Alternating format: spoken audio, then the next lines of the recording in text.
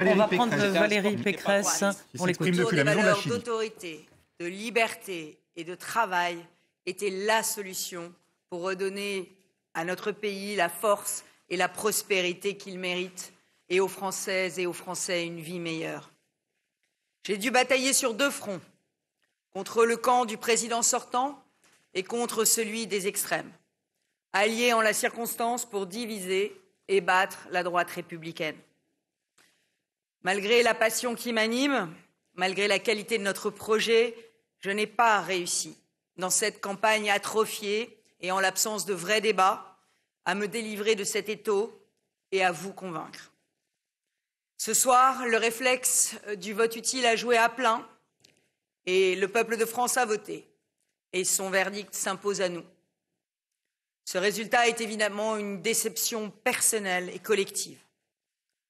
J'assume en responsabilité toute ma part dans cette défaite.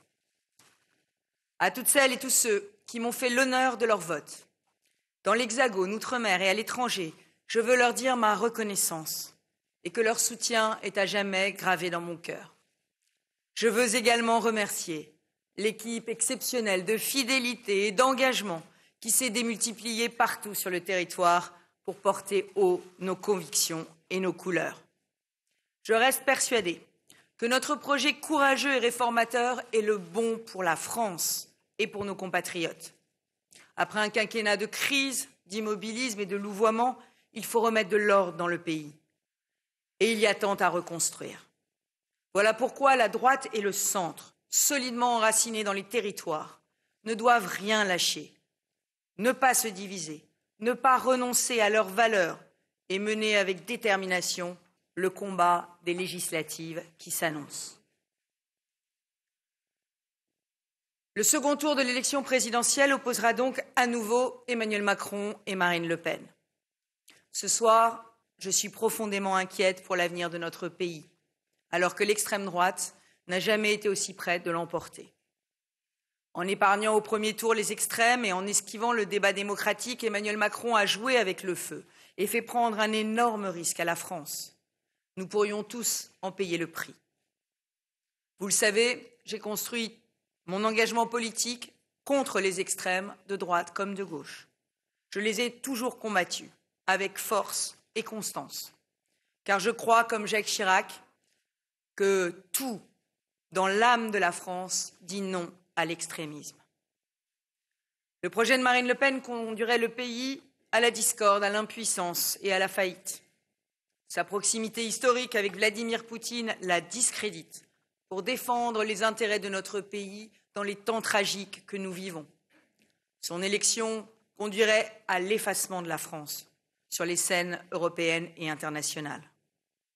Ainsi, et malgré les profondes divergences que j'ai martelées tout au long de la campagne, je voterai en conscience Emmanuel Macron pour empêcher l'arrivée au pouvoir de Marine Le Pen et le chaos qui en résulterait. Je l'ai dit,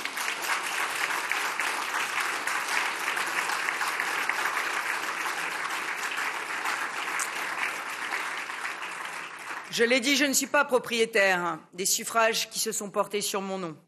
Mais je demande aux électrices et aux électeurs qui m'ont honoré de leur confiance de peser dans les jours qui viennent avec gravité les conséquences potentiellement désastreuses pour notre pays et pour les générations futures de tout choix différent du mien qu'ils envisageraient pour le second tour.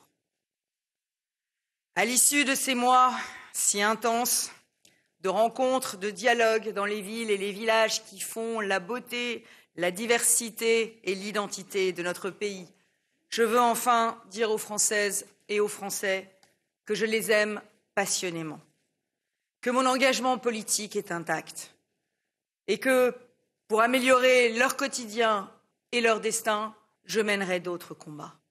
Je continuerai à me battre de toutes mes forces pour vous servir et défendre une certaine idée de la France. Vive la République et vive la France.